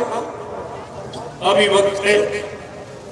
मैं सबके लिए, मैं कोई निंदा आलोचना बुराई क्रिटिसाइज नहीं करता, लेकिन सत्य को कहने में कसर नहीं रखता, क्योंकि सत्य को छिपाने वाला सत्य का द्रोही कहलाएगा। इसलिए मैं उन वचनों को तो छिपा ही नहीं सकता। बाबा जी ने जो वादे किए भूल गए, फिर से सुन लो। क्या कहा? भव सागर भरमो नहीं, ये प्रताप अमर, और निश्चय करके मान ले तो तुरंत उतारो पार। क्या ऐसा कभी किसी संत महात्मा फकीर ने वादा किया? मेरे वचनों को सुनिए यार। कहा इस भवसागर में तुम ये मत कह समझना कि कोई दूसरा तुम्हारे लिए आएगा या दूसरी कोई नाम नौका लगाएगा। मेरे पर पौरुष का भरोसा कर, मुझ पर विश्वास कर और मेरी नाम की नौका पर बैठ जा। मैं तेरी जीवात्मा को तेरे घर पहुंचा दूंगा। प्रेमियों तो कुछ करना ही नहीं था, न माला घुमानी, न कान बंद करना, केवल गुरु पर विश्वास करना, उनके वचनों पर विश्वास करना, अपने आप को आत्मसमर्पण करना, इसके अलावा कोई काम नहीं। इतना सरल आप नहीं जान पाए, पहचान पाए और न कर पाए तो कठिन तुम्हारे बस का काम है। तो तुम कलयुग में कर ही नहीं सकते। कलयुग में भजन आदमी इंसान नहीं करता। क्यों? तामस दे भजन नहीं हुई।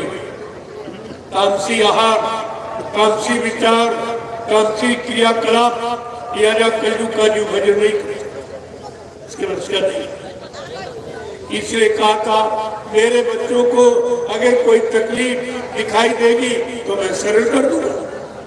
तो इससे सरल और क्या हो सकता? केवल मान ले, जान ले, पहचान ले, काम हो जाएगा। वो भी आप नहीं कर पाए। बाबा जी ने कहा मैं परिवर्तन करने आया हूँ, परिवर्तन करके ही जाऊंगा। कोई माई का हमें इस परिवर्तन से न रोक सकता है, न मेरा काम कोई कर सकता है। प्रेमियों, इतना बड़ा चैलेंज ये सच्ची में किसी ने नहीं किया। कहा मैंने जो आवाज लगाई है कलयुग जाने की, सच्चू लाने की, ये मेरा काम न कोई इंसान कर सकता और हमको इस काम से न कोई रोक सकता। ये दोनों तरफ का चैलेंज। और बाबा जी ने क्या वादा किया अभी सुन लो, समझ लो, ताकि ये मत कहना किसी ने बताया नहीं था। कहा था मैं कलयुग का इतिहास बनाने आया हूँ। ऐसा इतिहास बनाऊंगा जो भूते न भविष्यति। सतयुग त्रेता द्वापर के लोग अपने अपने युग का इतिहास पढ़ना भूल जाएंगे। मैं इसी भारत भूमि पर ऐसा चमत्कार करके दिखाऊंगा जिसको हिंदुस्तानी नहीं सारा विश्व नमस्कार करेगा। ये कितनी बड़ी बात है कि मेरी परिवर्तन की भूमिका के आगे एक दिन सारा विश्व नतमस्तक हो जाएगा, सब स्वीकार करेंगे। केवल भारत की बात नहीं, विश्व। रामकृष्ण तो आए थे देशी प्रदेशी परिवर्तन के लिए, लेकिन बाबा जी की आवाज विश्व परिवर्तन की। जब वो देशी परिवर्तन प्रदेशी परिवर्तन के लिए आए तो भगवान राम को 14 वर्ष इंतजारी करनी पड़ी। तो बाबा जी तो विश्व परिवर्तन की आवाज लगाई, इनको कितनी इंतजारी करनी।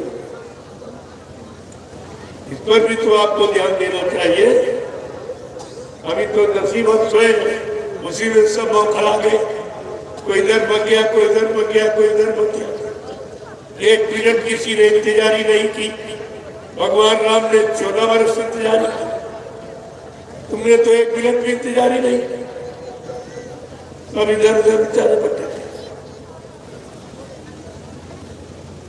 और अभी प्रेमियों, सतयुग त्रेता द्वापर के इतिहास बने, कई पुराने इतिहास में सुनाए पढ़ाए जाए, जिससे तुम्हारा कोई भला नहीं होगा, तुम्हारा कोई काम नहीं होगा। तुम्हें तो अपने कलयुग का इतिहास चाहिए जो तुम्हारे काम आएगा। वो इतिहास कैसा होगा?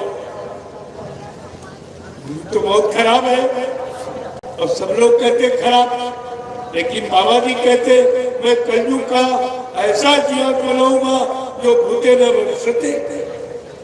और तुम कह रहे बाबा जी चले गए, ये इतिहास कौन बोला? क्या किसी इंसान के नाम से इतिहास बनता या बना? ये सब विचारणी विषय है। अगर ये विचार किया होता तो तुम्हें कोई शंका संदेह भूल भ्रम में नहीं डाल सकता, कोई स्वार्थी लोभी लाता तुम्हें गुरु की चरण और शरण से और दया से कभी वंचित नहीं कर सकता। लेकिन तुमने तो बात ही नहीं मानी, गुरु बच्चों को सब भूल गया और फंस गए चक्कर में। बाबा जी ने तब नाम दान लिया, तब भी आपसे वादा किया था। क्या कहा बच्चा मैं अजर अमर देश से आया हूँ, जब तक तुम्हारी जीवात्मा को अजर अमर देश नहीं पहुंचा लूंगा मैं चैन से बैठने वाला नहीं हूँ। जब तक मेरा एक भी जीव यहाँ रहेगा मैं बराबर मौजूद रहूंगा। जब मेरे जगाए सारे जीव चले जाएंगे मैं पीछे से जाऊंगा। और चेलों ने पहले ही पहुंचा दिया।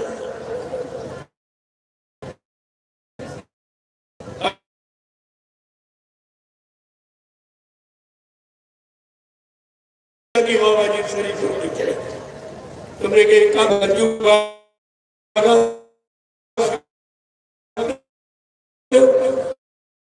सज्जू ला सकते हो,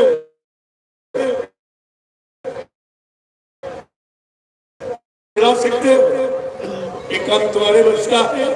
अरे ये तो आदमी ये बोलता तुम्हारा सकते 2 मिनट में सच्चाई का राज खुल गया कि सत्य क्या है ये सब पता तुमको चाहिए, लेकिन तुम पीछे दौड़ पड़े।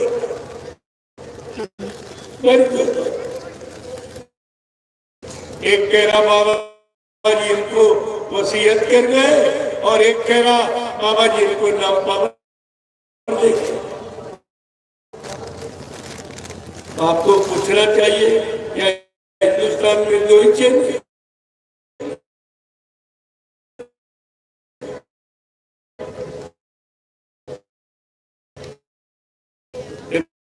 कि 45 करोड़ चेला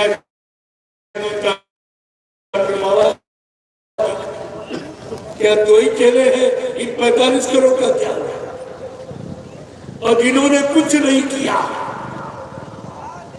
नए गुरु में कभी सेवा दी, वो सर्वा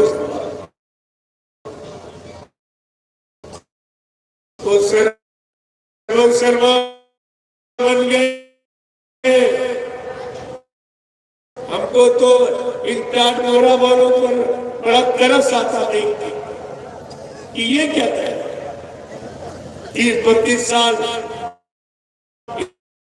इन्होंने टाट मोरा पहला गुरु के आदेश का पालन किया, गुरु भक्ति की और भजन की बात की।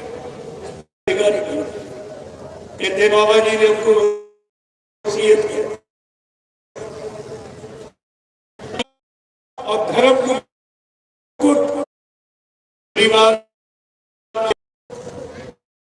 क्या मथुरा में कोर्ट नहीं था?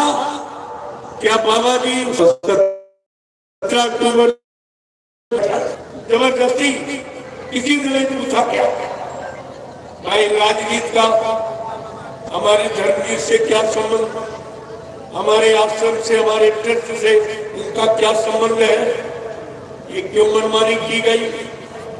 जबकि ट्रस्ट बना हुआ है और इन्होंने कहा बाबा जी ट्रस्ट के अध्यक्ष, इन लोगों ने प्रचार कर दिया कि अध्यक्ष खत्म हो गए। तो अध्यक्ष के बाद तो उपाध्यक्ष का नंबर आता, सभी लोग जानते हैं।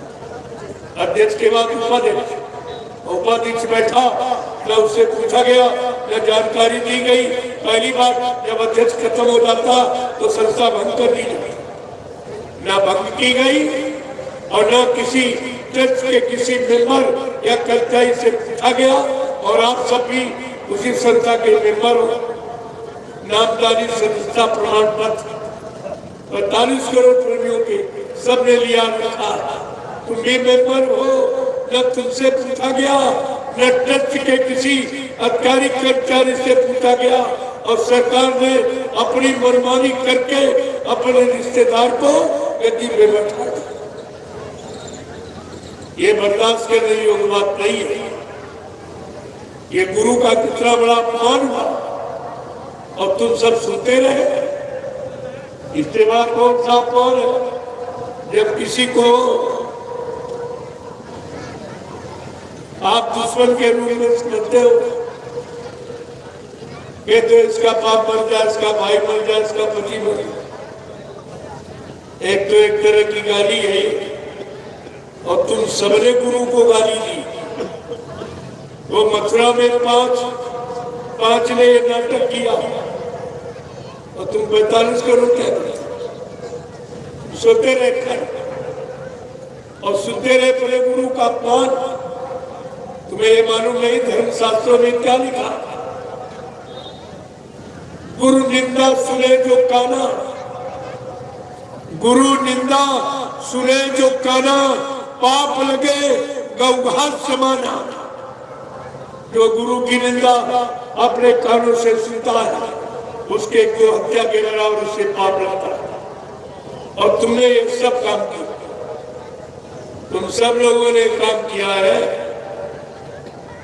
मैंने लोगों से पूछा, अगर कोई कह दे तुम्हारा पिता मर गया, लाश न दिखाई जाए, क्या बिना देखे आप तेरी बनाओगे, बाल बनवाओगे? नहीं।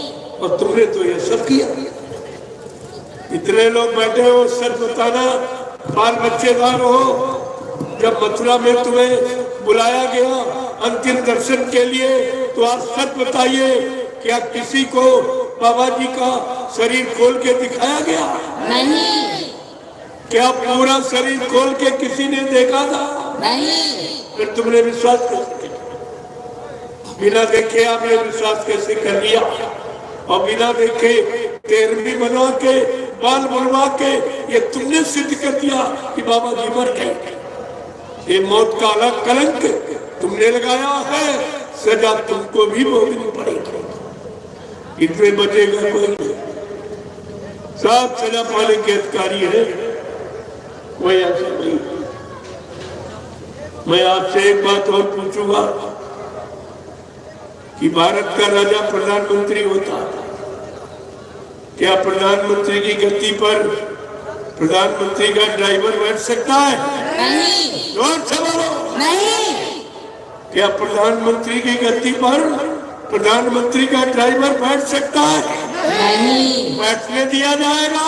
नहीं। या बैठ जाएगा तो गद्दी की मर्यादा रहेगी या चली जाएगी? चली जाएगी। और तुमने क्या किया? सम्राट गुरु की गद्दी पर वो ड्राइवर, वो भी शराबी, न शाकाहारी है, न भजनानंदी है, न गुरु का शिष्य है, न संस्था का मेंबर है, न कभी 1 रुपए सेवा दी, न एक मिट्टी डलिया मछली के भी डाली। और मालिक बन गया, तुम क्या कर रहे हो?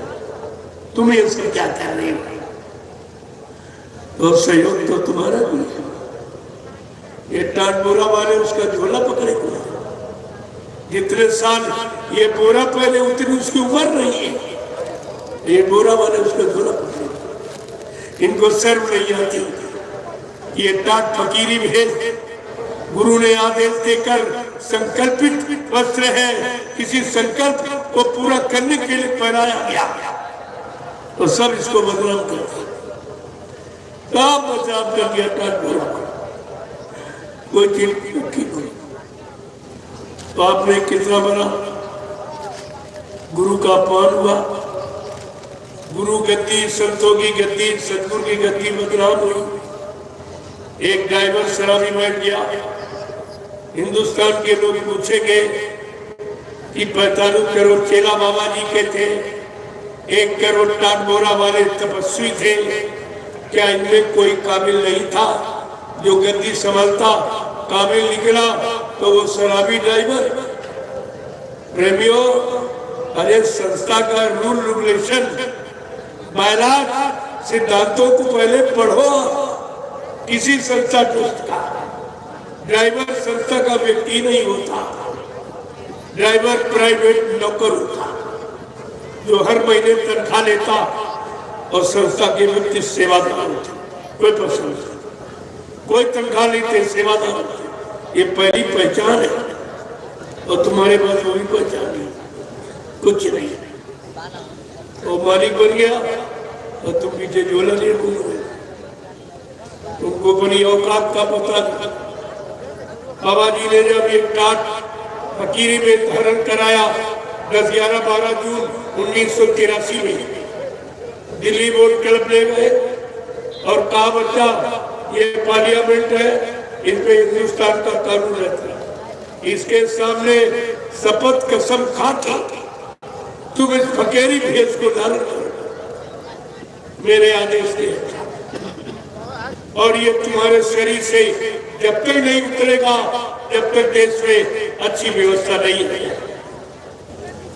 और वोट क्लब पर ये भी कहा, अगर कोई अपनी इच्छा से ये टाट फकीरी में उतार दे तो वो यानी उसको कभी सत्संगी मत मानना, वो भविष्य में कोई बहुत बड़ा धोखा कर सकता है।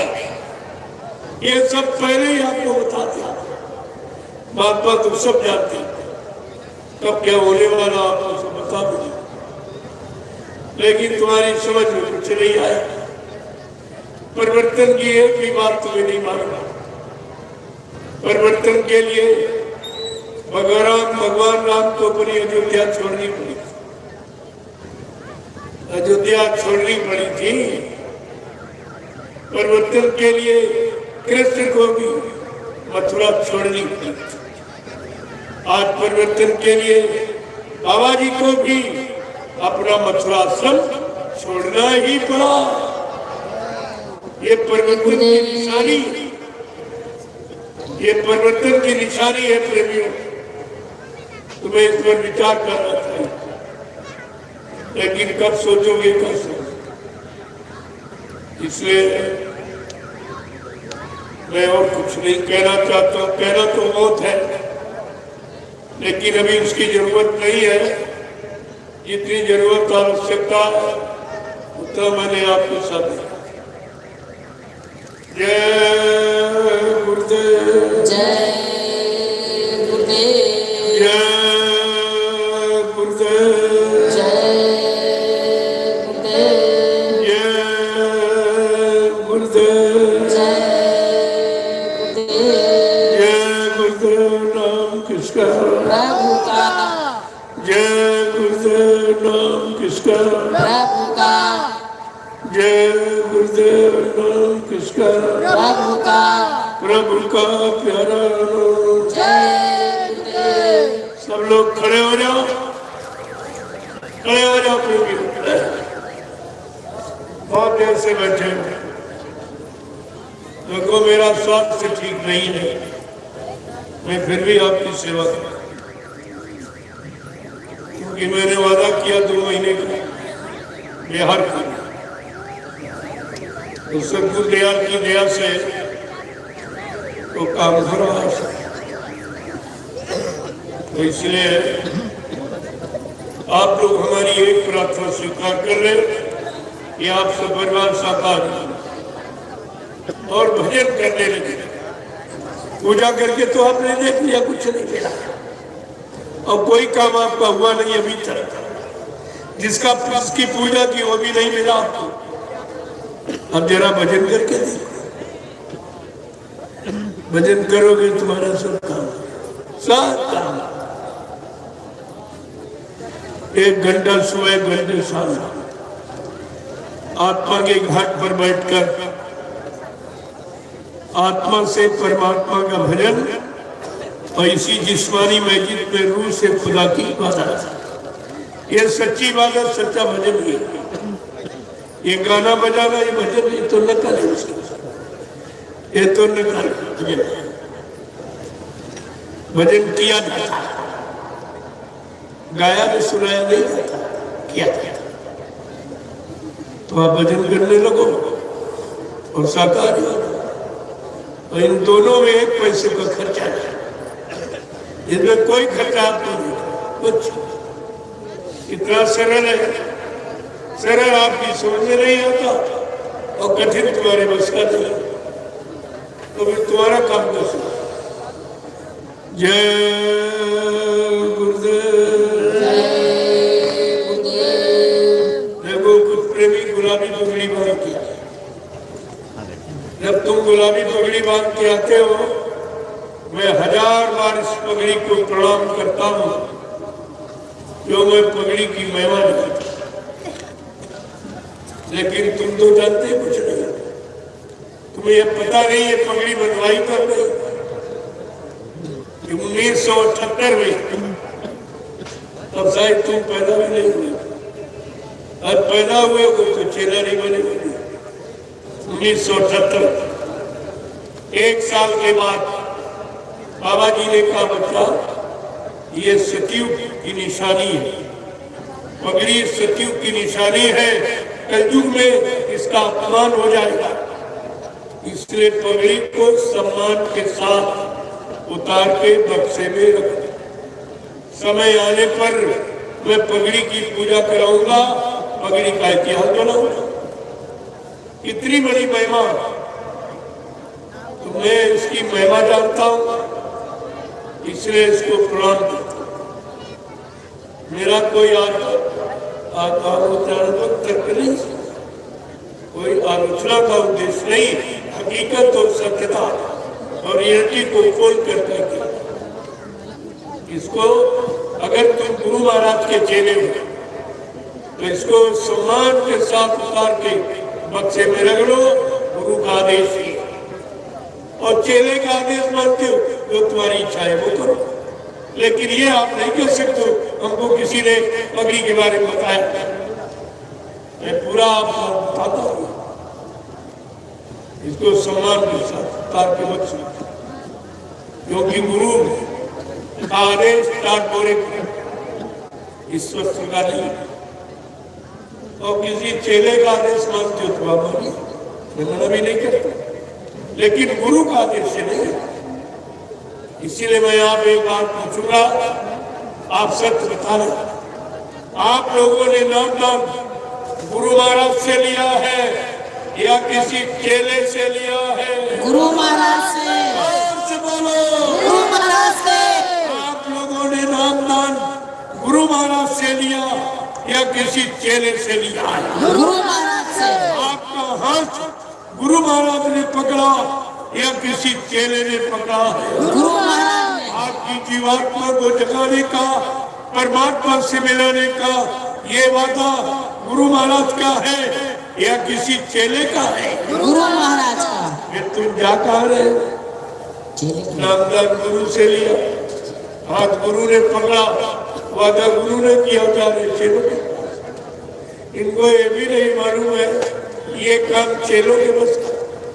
अगर चेला ये काम कर देता फिर गुरु को आने की जरूरत नहीं। इतनी छोटी छोटी बात तुम्हारे समझ में नहीं आई और तुम भ्रमित हो गए और संदेह अंदर पैदा कर लिया और गुरु में शंका विनाश का कारण होता।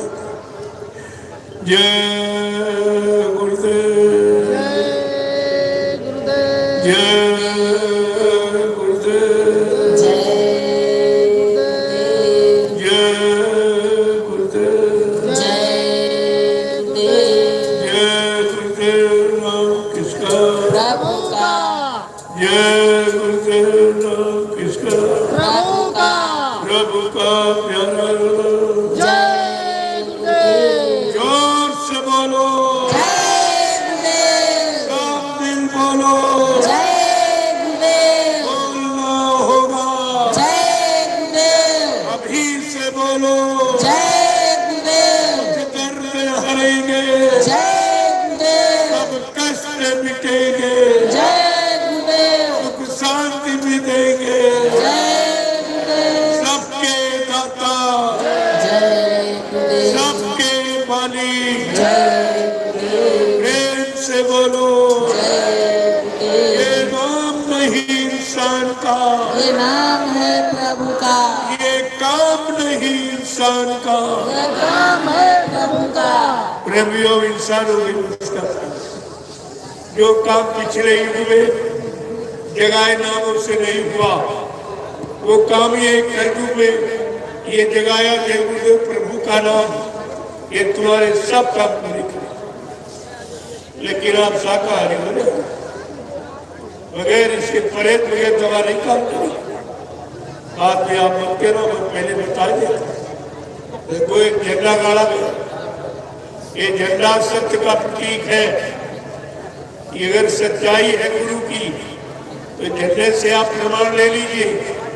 जब झंडे की आप परिक्रमा करो 21 बार, 51 बार, 101 बार जय गुरुदेव नाम प्रभु का लेते हुए, ये प्रभु मदद करेगा और कोई नहीं।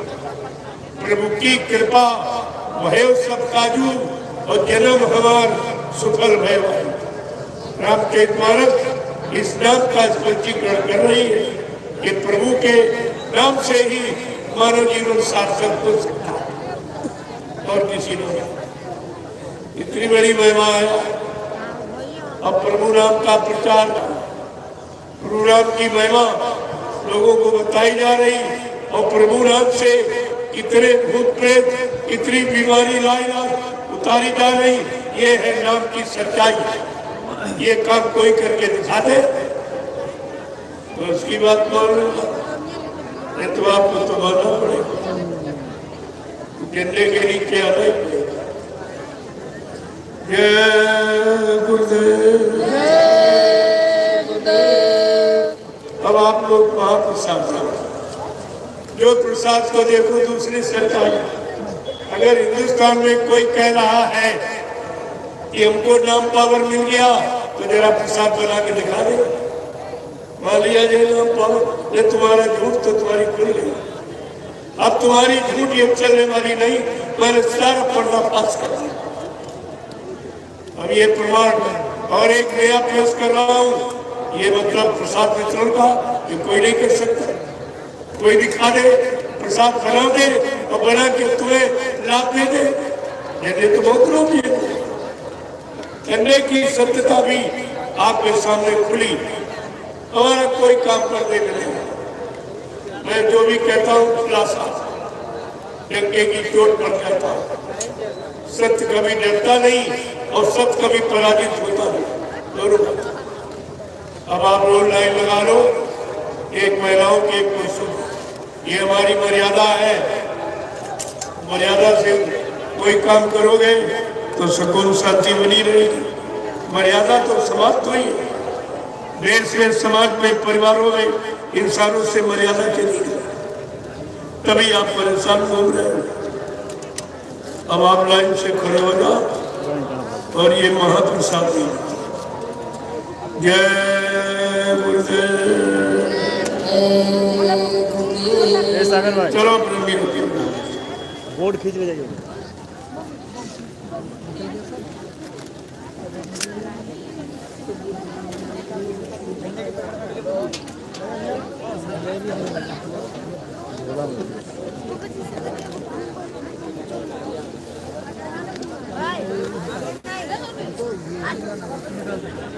डालिए उसमें।